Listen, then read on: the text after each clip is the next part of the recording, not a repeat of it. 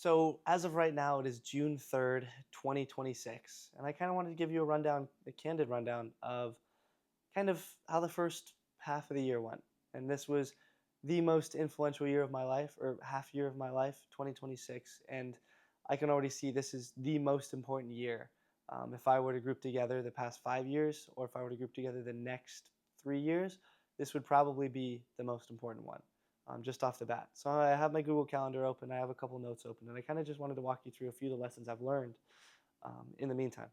So, first of all, starting out in February started out by going to Malaysia. I was in Malaysia for 2 weeks, and since APP has less tournaments, January kind of through March or April, kind of ramps up at the later half of the year.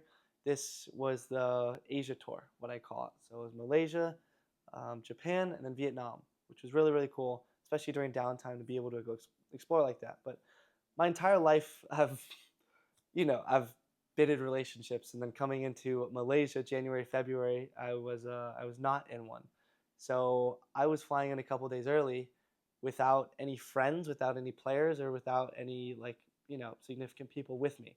So it was a weird feeling. I went to this country alone, flew in at like 5 a.m., checked in the hotel at like 7 or 8 in the morning, and I was like, I can either sleep in to get rid of this jet lag, or I can go out and explore a city alone. And while I'm completely comfortable being alone at this point, I definitely did not want to be. But I was there for like 2 or 3 days before anyone came, and I was like, kind of have to. So I called the Grab, went straight downtown, and it was just me, just this American in downtown KL in Malaysia. And, it was just kind of me alone with my thoughts, which was great. And it taught me a lot. It taught me that the the answers that you're looking for are is in the silence that you're avoiding. And it gave me a lot of time alone, a lot of time in my silence, and it was great. Like at first, you get even like goosebumps, like when you go to a restaurant alone in a different country, just you. I limited my time on my phone too. I didn't want to be on my phone, so I set screen time parameters, and it was just me for breakfast, lunch, dinner, walking around malls, walking around like cool things, got to see whatever, like statues or temples or whatever it is. And I did all of it alone. And I did all of it because I wanted, not necessarily like fully wanted to do it, but I wanted to experience it and what it was like. I'm a firm believer in trying everything once. It doesn't matter what it is. If my friends call me right now and they're like, yo, want to skydive at midnight on a random Wednesday, I'll be like, yeah, why not? So um, I think that's one of the best things. It's just being open minded to this type of stuff. And yeah, that's exactly what happened. I spent a lot of time with myself. I answered a lot of the questions that I was able to reflect on, and it was really really helpful for me to learn like while I may be quote unquote lonely, I'm never alone. Like I have a really good group of people around me. They're flying in a couple days, and I was able to spend the first couple days by myself and truly enjoy it. I had a lot of fun, and I also met a lot of people. I'm not like the most outgoing person, though I'm forced to be. I say I'm an introvert that's forced to be extroverted. Um, but yeah, was able to meet some cool people that spoke English, of course, and yeah, it was a really good time. So Malaysia was the first time that I was forced to be alone with my thoughts. And at first it was scary, but now I'm like fully, fully, fully comfortable with it. And it was really cool. I had a really good time in Malaysia being alone. And I've learned to enjoy my company, my own company, a little bit too much, to the extent where like if people invite me places now, I'm just like, nah, like I'd rather just like stay here. Or I'd rather just like, you know, do my own thing. Because I like it. I like enjoy my own journey and growing my own journey a little bit too much, where sometimes I should need to stop and smell the flowers a little bit more. But that's kind of what this entire Asia trip did. And that was my first time in Malaysia. I remember it was like a kind of a canon event in a way that was like, just taught me, listen, it's okay to be alone, and like, it's okay to be alone in your thoughts. Um, so I think that was super important. Malaysia, especially going into Malaysia as a tournament, I switched paddle companies. So I switched from ProXR. I was with ProXR for 3 years, and I switched to a new company called Owl, of course, as you guys know. And it's scary, like switching from sponsor to sponsor, especially already being number one on the tour. It comes with a lot of you comes with a lot of questions. Like everybody's like, this new paddle, how's he gonna play with it? What if he doesn't win, but he was number one, and like he doesn't win with this new paddle? What does that say about him, or what does that say about this new paddle? Did Jack, did Jack, take a poor paddle company? Like all these different questions were running through my head when I was like before and during when I was competing. And it was very tough to get over them because I was like, holy cow, it's the first tournament of the year. This tournament holds a lot of weight, and I thought it should. You know, like it's not pressure is a privilege, of course. Like you 100% respect that and appreciate that. But yeah, it definitely came with a lot of pressure, and it kind of tripped me out for a second. I was worried about it, but thankfully I didn't let it get to me that much, and I ended up winning the tournament. I got gold in men's doubles with Ryan Fu, and then bronze in mixed doubles with Rose. And I train with the paddle. I like the paddle, love the paddle. It fits my game perfectly, and it was just great that I was able to continue on course the way that I should have, even though I had a slight adjustment of switching to a new paddle. And people DMing you, people talking to you, they're like, "Oh my gosh, what is this paddle?" Um, so many questions, and so it was great to, start off the year with that. But that was the mental roadblock that I had to go through Malaysia. Um, that one was every single tournament. A lot of people don't understand. Every single tournament has its own mental roadblock, and maturity isn't a matter of age; it's a matter of experience. And I think a lot of like specifically older people or just people who may be out of the loop with pickleball or how pro pickleball works, they kind of just think of me as like a guy who hits a wiffle ball, and they don't really understand that I have a head on my shoulders, and so sometimes people don't really understand that, and at points it bugs me, but of course I think I never. I have a note section on my phone. I have a bunch of note sections on my phone. Maybe this is a little bit of a sidetrack, but I have a few note sections on my phone. One of them are like quotes, life quotes that I learned, super easy stuff like that. It's probably the longest of of them, and I love posting quotes, especially on my Instagram with my photo dumps. I like whenever I hear a nice quote, I make sure to write it down, and I have so many tattooed in my head. Um, and then I have lessons I've learned, and then I have rules and lessons for my son. And some of these are actually super cool. I mean, some as simple as like find a focus supplement that works for you, or drink a lot of water, or like leave your hometown for college, or stuff like that. But one of them was actually, what was I gonna say? I'm blanking on it. Um, I also have like questions to ask my future wife, but that's a little bit different. Um, One of them talks a little bit about experience indicating maturity rather than age. And I know I already mentioned that, but I think a lot of people take me for granted because I'm 22 and they don't really understand uh, that maturity doesn't have anything to do with age. They're like, oh, he's 22. He's just like good at what he does. And in reality, I spend more time off court focusing on my mental and focusing on like training, truly training that side of the sport rather than the physical. Like if I'm training for 5 hours a day, I'll likely spend 3, 4 hours like just asking questions to myself, reflecting, um, writing stuff down, just trying like self growth, just trying to learn about how my mind works and reflection. I will spend so much time doing that, and I think that's what differentiates me because I tell people all the time like if you look at the way I play, I'm not more athletic than you, especially with these tennis players that come in. I'm not more athletic than you. I'm not stronger than you. I'm not quicker than you. I'm not faster than you, but I do have an edge in terms of intelligence. I do believe that I'm slightly smarter than you. And this is all outside of consistency. I think consistency is super important. And that's why I'm able to constantly make quarters and semis, knock on wood, hopefully I continue to. Um, but yeah, it's because I study not only the game, I also study myself. I know how I function. I think there's kind of two different types of player archetypes in terms of mindset. One is to have an absurd amount of delusional confidence. Believe you're the best one, even though you're not. And your mind will eventually end up believing that, of course. Um, and so, take for example, kind of like a mama mentality in a way. It's like I'm the best one on the court, can't lose. I need to win, and win at all costs. I'll work you. I will do all of that.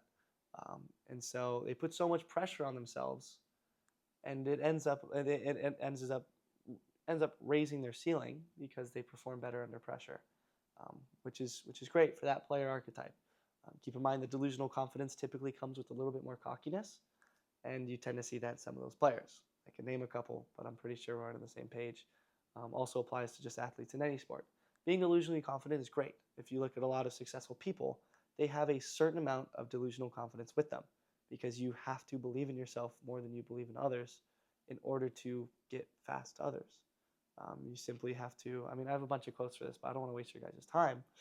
But I think in order to be, I mean, Alex Hormozy says it, in order to be um, extraordinary, you can't be ordinary.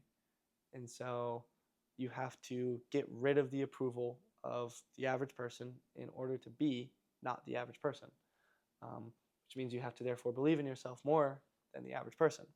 But that's player archetype 1. Player archetype 2 that I have in my head is thrive with less pressure on themselves. The game gets more fun the less serious it is. The less serious it is. Um, Enjoy the process and try to put the least amount of pressure on yourself, because then not only you enjoy the process, but you will tend to perform better.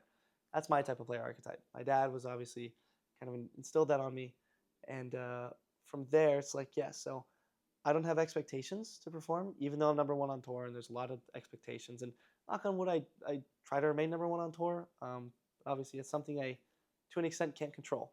I feel like it's 50-50. There's, I was studying Machiavelli the other day, and I think 50% of your outcomes in life is fortuna, which is fortune, and the other half is actually um, what you do. So I think 50% of your life outcome is based off of luck, like how you were born, and then the other 50% is what you can control. So like how you act based off of that. But just to go back to it, I know it's a little bit of a sidetrack. I perform better when I have less pressure on myself. So that's kind of my goal. So take, for example, Malaysia or other things. Even though I have those thoughts in your head, it's a matter of how quickly you can snap out of them. Djokovic says it best when he's like, it's not like these pro players, it's not like the top 5 tennis players don't get angry. It's just they get angry for 3 seconds and then they snap out of it, and they're able to emotionally regulate and control themselves. It doesn't mean suppressing your emotions. It means being able to control it. It means getting angry and being able to pull it back. It means you're able to kind of harness that and control, like know how you feel, accept it, and then move on. And that's kind of a big thing where originally, I'm getting super sidetracked, but I guess this is why we're here. Originally, I used to be like, yeah, 2 years ago or so, I used to be like, yeah, like, men don't cry, men don't get sad, like men, don't get mad. So like I never cry in front of anyone, I never do anything like that. But it's a matter of controlling it. I think that you should get sad. I think that you should cry now. Though I do think, if like, obviously you shouldn't, and I think as a guy you shouldn't cry in front of people that you don't fully trust. But I do think that you should be more emotional, though it's just a matter of controlling it. But yeah, that's my player archetype. Is I will be less pressure. So like people always DM me, or they ask me like if I'm the one seed in a tournament, because it went 2 years ago I used to be qualifying for tournaments, and it used to be a lot different. It used to be like, okay, can't lose anything. It's like being dead broke. You have nothing to lose. That's your advantage. You have nothing to lose. But now it's like you have everything to lose, and you still have stuff to gain, but you have everything to lose. So being number one in a seed or in a draw, it comes with different pressure. Now there's pressure to perform. There's pressure to, like, if you win a tournament, okay, that's what you were supposed to do. You were the one seed. Of course you're going to win the tournament. So I don't like putting that pressure on myself.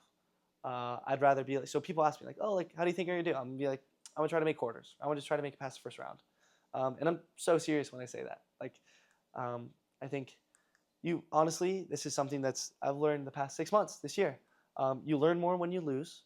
So therefore, you should, in a way, optimize to lose.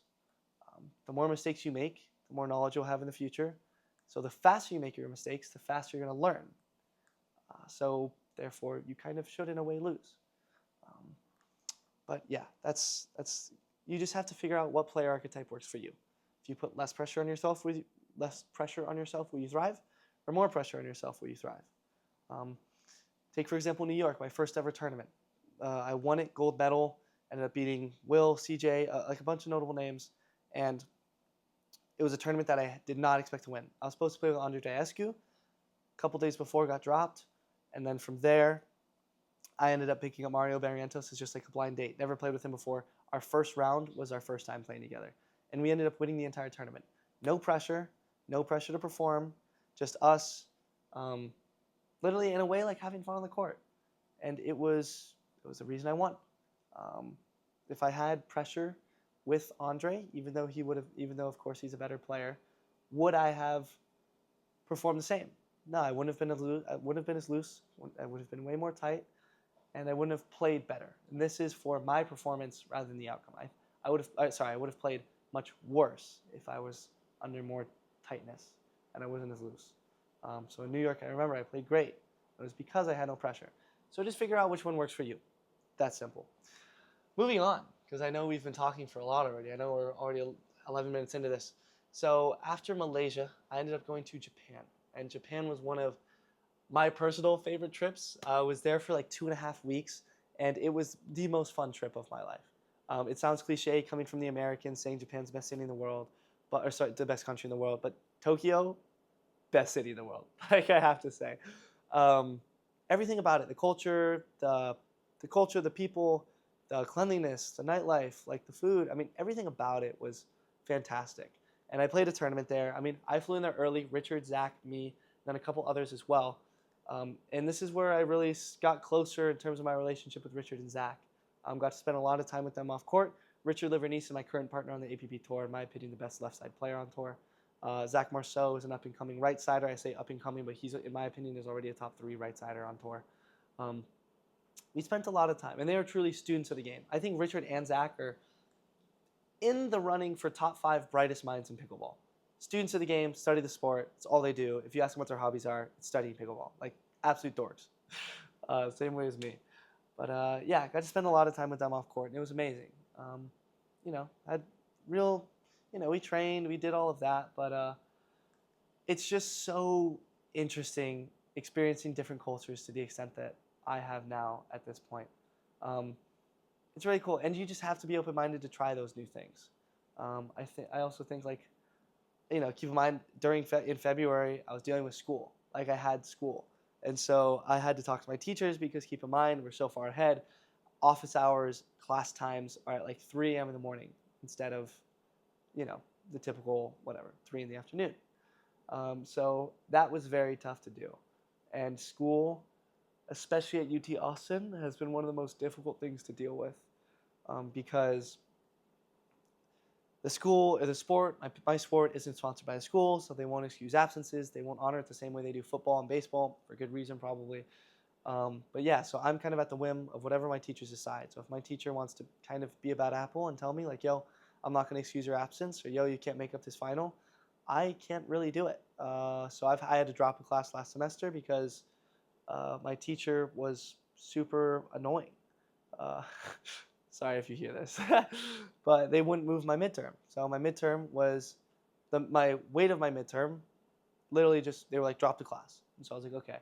Thankfully, my other class, my midterm was actually while I was in Japan, but the weight of the midterm, I was able to get it shifted to my final, and both were 40% of my grade. So my final was now 40%, was now 80% of my grade, which didn't study for until obviously like a week or so before. And so from there, I ended up taking the final in May.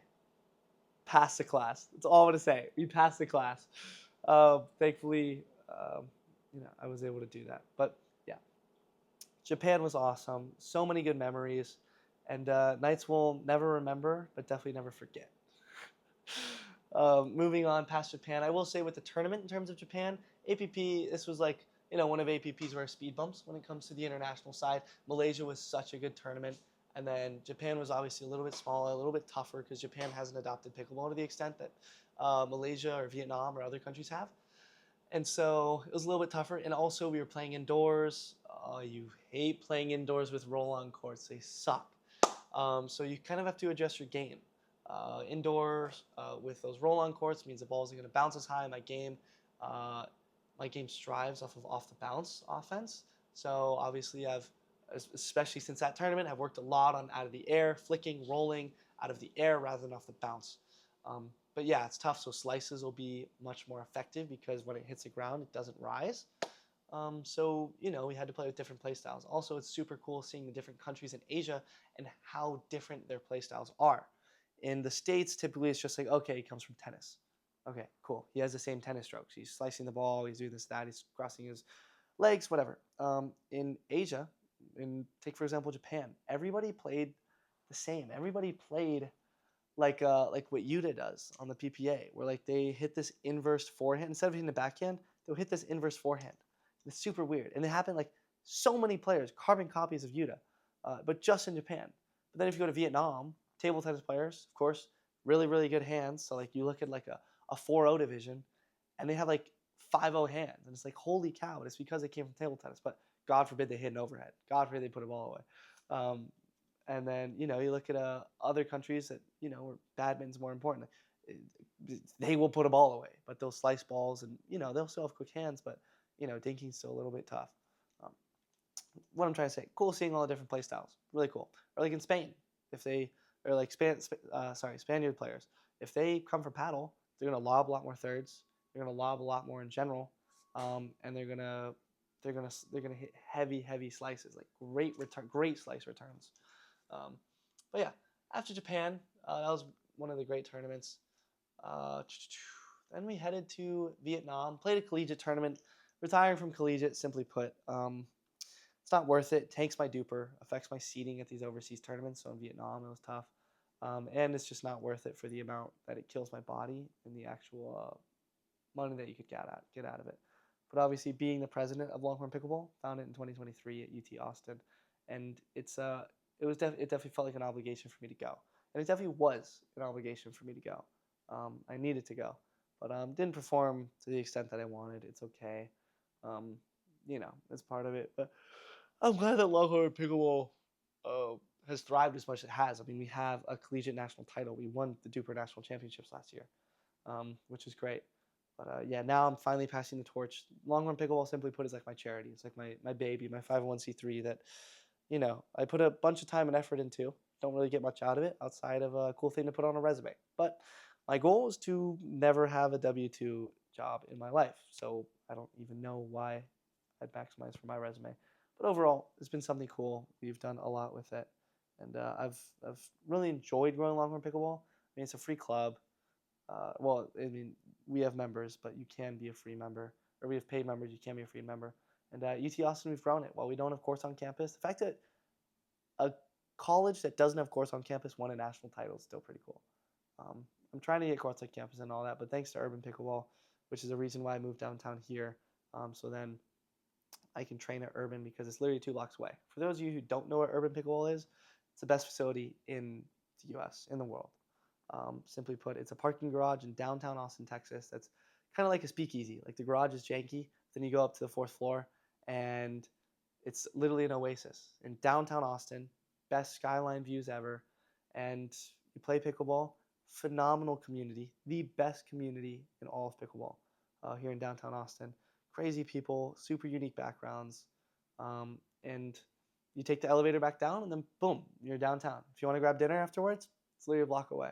Super cool. So that's why I moved into this apartment right here, was because once again, like at the beginning of this year, I started doing it a lot more. Though I did obviously do it in the past, and I have done it in the past a lot more. But like, just I wake up, I take my ball hopper into the elevator, and I have my ball tubes with me too. You should see me. Then I have my duffel bag with a change of clothes. Then I have my pickleball bag, and I'm in the elevator, like in downtown Austin, carrying my ball hopper with like 5 different people in the elevator. They're getting ready for work, they're going this or that, and I'm in a ball, and I'm holding this ball hopper. I roll it like 3 blocks away to Irvin, and people all the time are probably like, "Yo, what is this guy doing?" Like he has a ball hopper in tubes on top of his ball hopper with a duffel bag. He's just walking through downtown Austin, and so I am super cool. I've like, for some reason, I've just been like known as that person at this point. But I like it. Once again, I don't get embarrassed. I don't have like a nerve because of all this travel, because of all the things I've done, and I don't get nervous. I don't get embarrassed anymore. You could throw me anywhere with anything, and I'll be able to just like work through it. Doesn't matter if I'm embarrassed because I wasn't able to perform.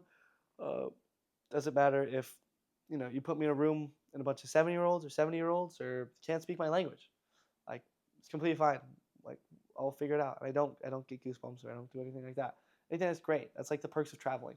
So that's why I say like move out of your hometown. when you're going to college. I think it's a bad idea to stay in your hometown when you're going to college.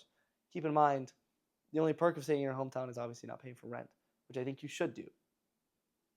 Sounds like weird, but I think if you, yeah. So I think it's very important for you to spread your wings. Like when I first moved here to Austin, I knew no one except a friend of a friend, and now I feel like I own the city. It's it's crazy, but you need to get out of your comfort zone, and if you get out of your comfort zone enough, it's just a matter of reps.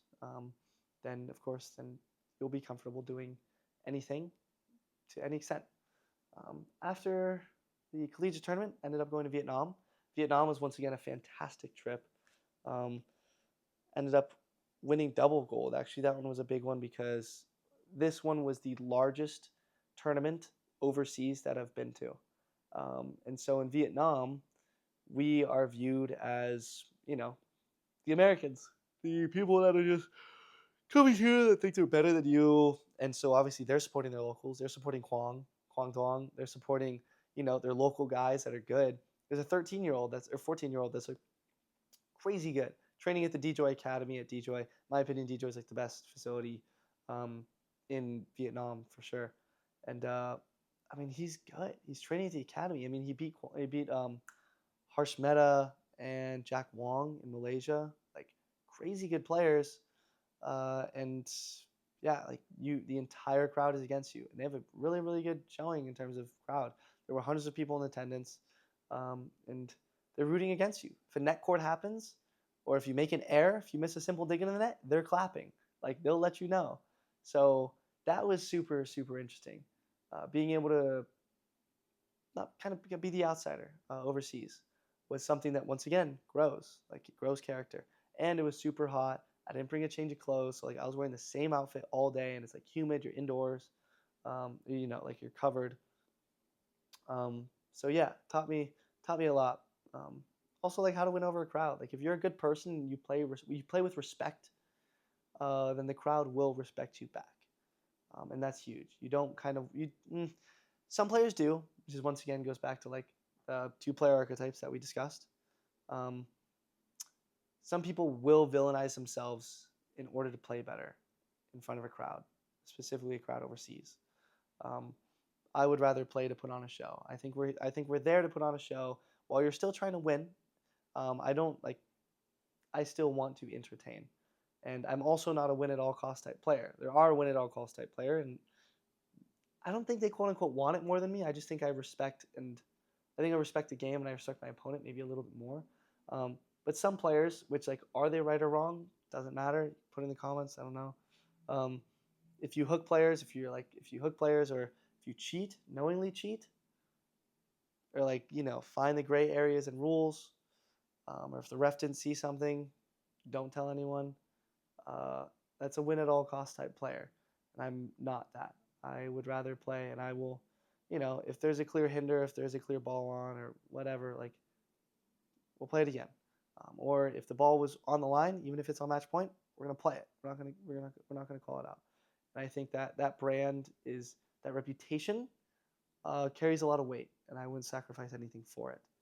So I think that's super important because keep in mind, um, your brand, your reputation. Warren Buffett said it. It takes 20 years to build and 5 seconds to destroy. So also keep in mind with your reputation, you only have one. There's one Jack Monroe reputation on the court. It's not even like a company. Like if I start a company, whatever, they can go insolvent, throw it away. Jack Monroe's, whatever, Jam Enterprises, terrible brand, terrible reputation. I can start Jam Enterprises too, and build its reputation up again, or like create a new reputation for it. With as a person, speaking that you only have one, I can't really go insolvent, or I can't really like you know start a new one. It takes a lot longer. So because of that, it's super super important that I keep it. I have a couple mentors here in Austin, and one of them is kind of teaching me more how to be a man. I'm like too much of a nice guy, good guy, rather than a good man. Or sorry, I'm too much of a nice guy rather than a good guy. Um, and he said there's three important types of problems and decisions that you make accordingly based on those problems. He said that as long as you learn to classify them, of course, it's great. There's hats, haircuts, and tattoos. Hats, you get a hat, don't like it, swap it. You can return it. It takes 2 seconds. Haircuts, I get my haircut, just got it cut. It'll take 3 months for it to grow back out. 2 to 3 months, it will be, then haircut, the consequence of cutting your hair is now gone. Now you're back to normal. And then tattoos. Even if you try to get it removed, it won't fully be removed. It'll stick with you. So I think when it comes to reputation, when it comes to line calls, when it comes to that, that is a tattoo. And so because of that, it's not worth hooking on a match point in a tournament, in my eyes, in order to win, if that's going to be your reputation and that's what's going to stick with you. Keep in mind, too many players have terrible reputations when it comes to hooking, when it comes to partners, when it comes to everything. But yeah, I do think, I see the other side of it. Like if it's match point, winning, yeah, you totally can hook. You totally can. And, whatever, you'll get the notoriety, you'll get the exposure, but I don't think it's worth the brand. I don't think it's worth the reputation. And we see it all over the place. We saw it most recently in APP Sacramento. But yeah, anyways, then I went to New York for a little bit. Seattle, this one was tough. This was the first tournament of the year that I lost. My men's doubles, I carried a men's doubles consecutive win record for like over a year, and Seattle is what tore it and broke it apart. And we ended up losing in the quarterfinals to Mario Barrientos and Amar Wazir, and that one was a really tough one. We lost in straights. Indoor, cold, not my type. Not an excuse, just giving you like the way that I felt. I post about it in my newsletter as well, kind of like the way that I felt, except this is way more candid. Don't like playing in cold at all. I'm a heat guy. My game works for heat. So when the ball is coming fast, when the ball is coming heavier, it's very, very tough for me to play. When I just got frustrated. Not even frustrated. I didn't have nerves. It was just a matter of me not feeling like I was hitting my shots. Okay, yeah, it did get a little frustrating. And I didn't let it out on my partner. Kind of let it out on myself. Definitely let it out on my opponents. Where like simple shots you're missing. And then you try to hit the ball harder to force it. Or you try to do other things. And it's annoying. Like I want to hit the ball there, and the ball's going there. It's annoying. It's very annoying. But yeah, we learned a lot there. Richard and I worked through it because Rich also didn't have a great tournament either. He lost in the round of 16 in mixed doubles as well. Or I lost in the semis. So just overall wasn't a good tournament, but taught us a lot about ourselves and how to function. The good part is I took that as a learning lesson, of course. I was under the impression that you learn more when you lose, and I learned a lot. Richard and I talked a lot after that. We're literally entire notes sections of like every single part of our game that needs improvement. And because of that, we were able to come back afterwards and win the U.S. Open 2 weeks after. And so it was, as long as, that's why, just through osmosis, I've been able to become a better pickleball player because I surround myself with better pickleball players. Like Richard, true student of the game, working on everything, tells me how it is, honest, and we're in alignment with everything. Like we find parity on every single concept that we're working on, and we work on it together, even though we don't live together. Richard lives in Florida, I live in Austin. I'm working on my part of the game, and we discuss it overall, as well as the mental side. Richard focuses a lot on the mental side, and that's his biggest improvement. And that's Richard's moat, is his head, which, I'm the same way. I'm not better than you. I just have a better head. So yeah, after, winning the U.S. Open 2 weeks after, especially there were some PPA players in there. Jay DeVilliers played, Ryan Fu played. It was good. We won in 3 in the finals. A lot of our matches go 3. You'll typically see the more humid it is, the more warmer the weather it is, because, going from Seattle, which was hyper, hyper cold, to the U.S. Open, which was hyper, hyper hot. A lot more matches will go 3, the hotter it is. But yeah, Richard and I played very, very well every single time, even though a lot more matches went 3. First tournament ever where my forehand felt better than my backhand, which was super unique because typically my backhand is my bread and butter. Like my backhand, I will not miss. I love the cross to cross. I love the right to right. Get me in that pattern every time, I won't lose it. But for some reason, it just felt a little off. So it was first time my forehand felt better. And it was actually really cool to feel that because I got to kind of unlock the shots and how they felt during the tournament. Um, so it helped me work on my forehand a lot. And I've been working on my forehand off the court, or not off the court, outside of tournaments now a lot because I want my forehand to be at parity with my backhand. And I feel like now as though it is. When I played the most recent tournament, Sacramento, forehand felt phenomenal. Forehand felt like, once again, amazing. I'm able to create offense off it. I'm rolling well with it. Still figuring out the timing a little bit, but there's a lot more nuance to that as well. Um, Also, I got this fidget toy that helps me when I work. It's got like a bunch of buttons and stuff. Um, Super cool. But yeah, the U.S. Open when we won that was probably the most emotional I've been on a pickleball court, and I ended up winning men's doubles and then lost and then won the bronze once again in mixed doubles. But men's doubles, when we won that gold medal, first of all, the U.S. Open is one of the best crowds in the world. Naples, center court there is just absurd. There's like 500 people there, if more. And once I won that, everybody's like coming for pictures, like everyone's screaming, clapping, cheering your name, pictures. And then they did the flag ceremony afterwards. And for those of you that don't know the flag ceremony, it was every year, because U.S. Open, huge tournament. It's one of the two largest independents. There's Nationals and U.S. Open that aren't associated with the tour. The U.S. Open was when the flag ceremony happened right after we won. Everybody with their flags from every country that they represent. So there were over 50 flags from 50 different countries from players who flew here to play for their country or just to play the U.S. Open because they get a bid. Just running around the court. They play the same song every year, which is Waving Flag, which was what they did for the Coca-Cola commercial for the World Cup, or for the Olympics, sorry. Great song. And when the flag ceremony started happening and everybody's coming out with their flags, I broke down, like started crying. Like on the court, people are behind me, like asking for photos, and everybody's saying congrats, and I just started like breaking down crying. And it was the first time I've ever broken down on a pickleball court. And it was out, the feeling was surreal. Like I can just feel it right now. It was because when I was 11 years old, I played the first ever US Open, and I played in the junior division. And I didn't win, I got silver. But I remember doing the flag ceremony when I was 11 years old, 12 years old, and holding my flag and waving it around on center court, stadium full, and I'm waving this, imagine little 12-year-old Jack waving this American flag around. And it was the most surreal experience knowing that I was that kid 10 years ago.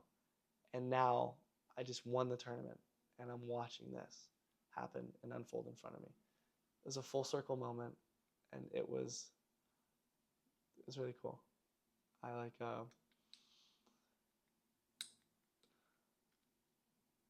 was one of the only moments in my life where I like truly got to feel um, where I was and where I am now, and how proud of myself I am.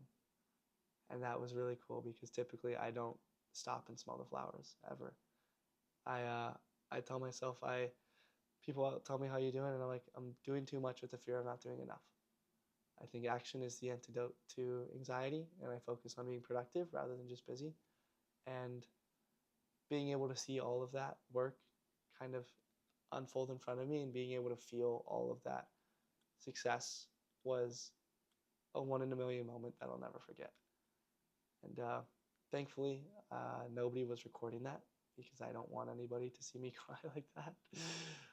But it was just probably one of the biggest, most proud moments I've been in my life.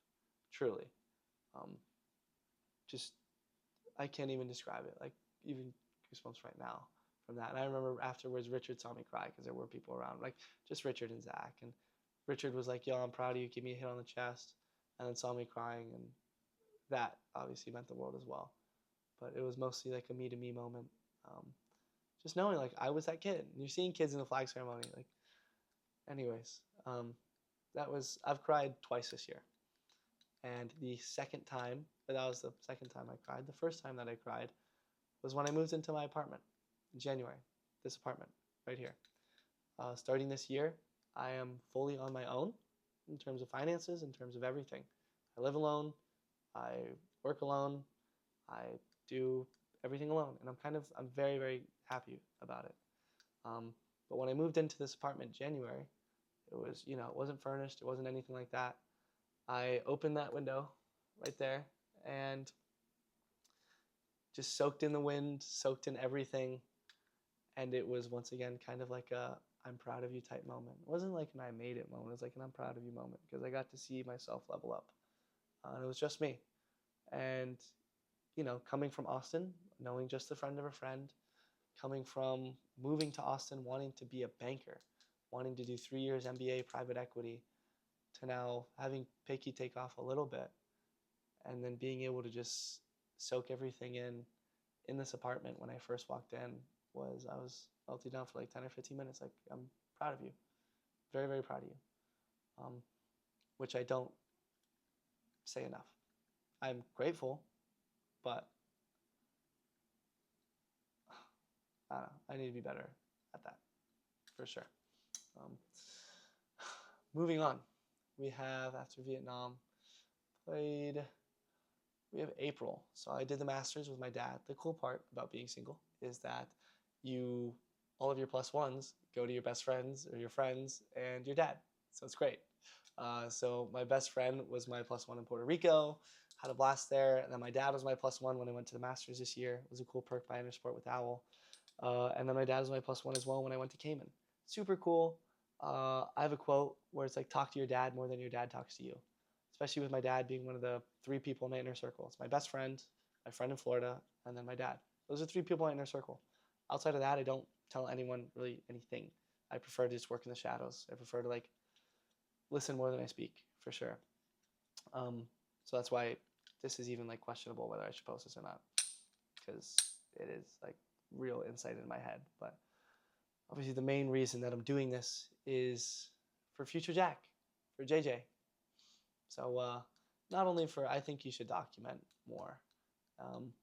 If I don't even post this, then I have this to look back on to see where I am and how I felt, and give myself recap in 5 years from now. I think it would be really, really cool to feel this, even if I just leave this on whatever unposted on YouTube. But I wish I did this when I started out my pickleball career, and I gave my mindset like, holy cow, I was so scared. Oh my gosh, I qualified, and I'm playing in the round of 32 now. Oh my gosh, I'm playing the 1 seed. I don't know how I'm gonna feel. Or, oh my gosh, I lost. Would have loved that. I genuinely would have loved that, and I would have paid so much money to make that happen. So I'm not making that same mistake twice. But maybe I'm giving you too much insight into my head, which is bad. But yeah, that's my plus one. Having like a really good time. Masters is cool. Then outside of that, I've been, in order to avoid burnout with travel, because I have a lot of tournaments, and I have more international tournaments this year than I do domestic. I'm probably playing 12 or so domestic APPs, and then and plus the independents, so probably like 15 in the States, maybe a little bit more. Then I'm playing 15 overseas. I'm traveling 30 weeks of the year. So probably the dumbest financial decision of my life was getting this apartment rather than getting a cheaper apartment that's still like near urban, but a cheaper one. Like, this was a very, very dumb thing that I did. And while I feel like I have peace, it's very cleanly, and I do appreciate it when I'm back, I'm never back. So it's like, if you divide rent by the amount of times I'm home, or by the amount of days I'm home per month, it's a terrible formula. Like, it's like, it kills me knowing that my entire prize money is just getting shifted towards rent and then just eliminated. It sucks.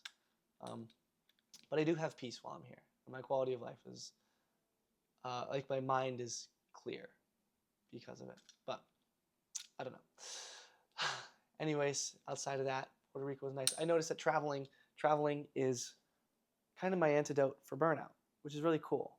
Because like, the more I travel, but I call it fun work. So take, for example, Puerto Rico. When I went with my friend Adrian, my best friend, even though I'm traveling more and I'm not home, and I'd love to be home. I work my butt off when I'm home. I'm the hardest worker. One thing I'll say is, like, you cannot outwork me. I try my best to work my butt off. But it was sick because in Puerto Rico, fun work. It's like a little vacation, but you're also working. So I try to be done by like 1 or 2 every day. So I'll wake up, train, work out, and then I'll, have the afternoon free. So the first 2 days in Puerto Rico, we golf in Dorado, we golf in Palmas, uh, hang out, play some beach tennis at Old San Juan or whatever. But then, I'll do like a 3 and Me, or I did a clinic with kids, uh, or I'll do like a money ball or whatever. Like Puerto Rico is really, really fun. And I went to Brooklyn as well. I went to, you know, um, Cali, Florida, a bunch of these places where I can do fun work. Typically, I'll try to do double sessions, but still, if I do a double session, I'm done by like 4 in the afternoon, assuming I'm not making content. So I try, um, and it helps me because even though I'm traveling more, it helps reduce burnout because now I'm not viewing the sport as work, work, work, work, work. I'm viewing it as like you can work, but then you can't like work hard, play hard. It's that easy. It's simple. Um, Ended up going to Vegas, was a blast as well. And bang, now we're all caught up. I'll go through a couple quotes that I've been, kind of focused on. Um, One cool thing that I posted is, in your mind, scientists have studied this, adjusted for the subjective increase in how fast time passes, life is half over by 23 or 24. So don't waste your time. Um, I have a picture of it too, but it is called, oh my gosh, what's eh, what's it called when time slows due to age? I studied this, but I'm blanking on what it's called. Basically, simply put, it's called time acceleration proportionality theory. So when you're 10, 1 year is 10% of your entire life. When you're 40, it's 2.5%. So each year feels smaller relative to everything you've already lived, as well as novelty. So like when you experience less and less new things, time feels a lot faster. I don't know if I have that right. Let me make sure. Novelty. When you're young, everything is new, so your brain encodes more memories and time feels more dense. As you age, routine takes over. Your brain stops recording as much, and years blur together. Yes. So I think that's why like travel right now, and it's felt like so cool, is because I've experienced so much and so much, and like my mind is just like constantly on the run and experiencing new things. Compared to if like say for example I'm 30 working a deadbeat job, then of course all the years are going to blur together because there's no novelty. I think that's pretty cool. So as of right now, I'm kind of viewing it as like I'm halfway done with my life. Though I'm going to try to travel and continue to stay young as long as possible, it is really, really interesting to think of it as that way. It's cool how like time kind of warps based off of how old you are. Um, where your fear is, there your task is. Lean directly into the things that make you most afraid. If you want to build the life you've always wanted for yourself. It's super true. I don't want to wake up at 6 in the morning tomorrow, and right now it is 1 o'clock, but I have to. Like work is work. So I think I'm scared of doing things. Like for example, in Puerto Rico, I taught a clinic with 2 translators, and I didn't. I'm teaching these people. I'm speaking, and then I have to wait for the translator for 2 minutes, and then go on like try to teach these people.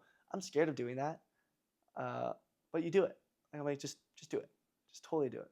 I don't want to like surf with sharks, but or not surf with sharks, like swim with sharks. I'll do it. Like, I don't want to do some of these things, but I'm afraid, and you lean into those things. And I also think that goes back into the proportionality theory, where it's like the more things you do, the younger you'll feel. So therefore, you should. Time won't fly as fast. Um, if everyone in the world put down their problems and put them in a hat, would you risk grabbing one or keeping yours? I think that's pretty obvious. All of the quote unquote problems that I have are very simple compared to others. And quite honestly, most of them are first world problems. So I think every time, which I'm not like, I'm good at not complaining, but, every time I even think about a problem, I'm like, I'd keep it. It's mine. Like, I'm not giving this to anyone. I'm not trading with somebody. This is my problem, which goes to show how nice you have it. Train like you've never won. Compete like you've never lost. Most successful people are a walking anxiety disorder harnessed for productivity. This one's also a good one. Maybe you don't notice your success because you're always raising the bar. This one very much applies to me. I posted this one on Instagram, and I think that's super, super important. Kind of what I talked about, where like I don't say I'm proud of you enough because it's like expected. It's assumed. If I do something good, it's assumed, and if I don't, then like it's annoying. Which kind of it's when I'm playing on court. Obviously, I set the bar low. Try to set the bar low. Well, obviously, reaching for the stars, but I'll set the bar low in terms of expectation. Because expectations are the root of unhappiness. So you want to plan for the worst and hope for the best. Um, but I can't stop myself when I'm like, you could be doing more. Like my ceiling is above where I am right now, or my floor is above where I am right now. So just keep working. I'm saying this applies to life. Um, I always feel like I should be doing more, and it's annoying. It's constant, bugs me, but it pushes me. It's the reason I'm gonna wake up in 5 hours, and repeat the cycle. And I'm gonna do it every day. Um, but yeah, that's a good one. Spend so much time on self-improvement that you have no time to criticize others. There's no reason to talk shit to others. No reason. Like, focus on yourself. And I think when I was actually just watching this podcast, and I can talk about my notes forever, but that'll be the last one. Your first words when confronted with an argument or when confronted with something that bugs you or pisses you off when somebody says something, your first words should be a deep breath. That simple. I'm not the type to fight fire with fire. Very easygoing. Don't confront people. Don't do anything. Just let it go. Let it simmer. I've had a lot of stuff thrown at me the past year. Stuff that could have derailed me very easily. But I'm not even curious enough to touch it. Like, just go. Go along your merry way. Same with this. If somebody tries to diss you or talk to you or, not like speak you in a bright light, ignore it. Ignore it. There's no reason to talk about it. There's no reason to talk about it. And this applies generally, not universally. But take that deep breath. The deep breath should be your first words every time. If I stare at you dead in the eyes and say like, "Why do you look like that?" You're not gonna respond. Like, don't respond and get all defensive and be like, "Oh well, like this is the or whatever," or like throw it back and be like, "Well, I mean, look at you." Just take a deep breath, and those are your first words. So, I think that's super important. But that'll wrap this up. Sorry, I lied. It's not June 3rd. It's June 5th. But kind of want to do more of this. I don't even know if I'll post it. This is a one-time, or this is like a one take. So if you guys want some of this, honestly, I don't even care what you guys think. If this gets 5 views, it's better because then less people know how I think. But yeah, this is great for me. And I say you guys, but the reason I did this was to look back on for myself. I did this for JJ. And for those of you that don't know, to wrap it up, my end goal, my I made it moment is life. In life, it's me and my best friend. My best friend's Adrian. I'm Jack. He's gonna have a kid, Adrian Jr. I'm gonna have a Jack Jr. So it's gonna be AJ and JJ, and we're gonna buy compounds next to each other, tear the fence down, build a little area in the middle for all of us to play, and JJ is gonna be everything to me. JJ is why I work so hard right now. To be quite honest, that's because I want that feeling. I want that I made it moment in life. So, yeah, that's why I do this, and this is for you, JJ. This is for you. But yeah, thank you. And I don't know when I'll do this next, but I'll be sure to give you guys a recap.